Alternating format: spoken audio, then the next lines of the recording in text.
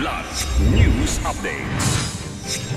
Sa ating mga balita, 595 million pesos na halaga ng smuggled cigarettes sinira sa Zamboanga.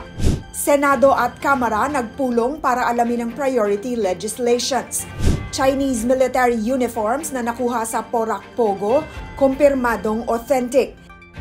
Ako po si Cesar Soriano, kasama ang buong puwersa ng Kidlat News Channel para ihatid ang mga nangunang balita sa buong kapuluan ngayon.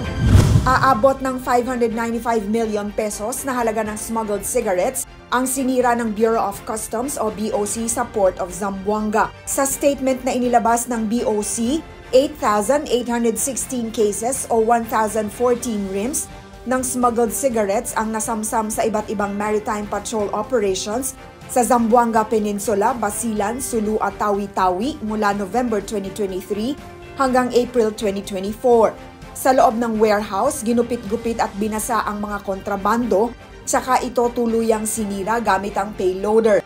Ibinao ng mga nawasak na sigarilyo sa isang sanitary landfill sa barangay Salaan, Zamboanga. Nasaksihan ng mga tauhan ng Commission on Audit o COA, Department of Health o DOH, lokal na pamahalaan at ilan pang stakeholders ang ginawang paninira ng smuggled cigarettes. Isang bagong simula para sa Kamara at Senado ang nangyaring pagpupulong ni Senate President Francis Escudero at House Speaker Martin Romualdez kasama ang ilan pang mga leader ng dalawang kapulungan sa Aguado Residence sa Malacanang. Sa statement na inilabas ni Romualdez, ang meeting ay nagsilbing preliminary sa Full Legislative Executive Development Advisory Council o LEDAC meeting sa June 25.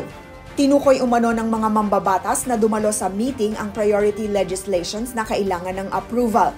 Saad pa ni Romualdez, isa sa kanilang pinag-usapan ang amendments sa Rice Tariffication Law at sinabi umano ni Escudero na bukas ang Senado sa pagpasa ng amendments.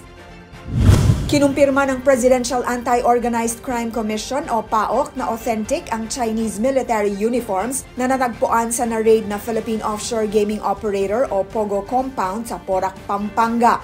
Ayon kay PAOC spokesperson Winston John Casio, maaaring may isang veteran Chinese military personnel na nagtatrabaho sa POGO Hub o maaaring parte ito ng Militaria Collection. Anya, mga lumang uniforme ng People's Liberation Army at pawang collector's items lamang ang mga ito.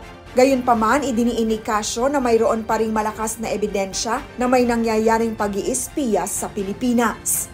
Para sa Kidlat News Updates, ako si Rosalyn Sinchonco, nag-uulat.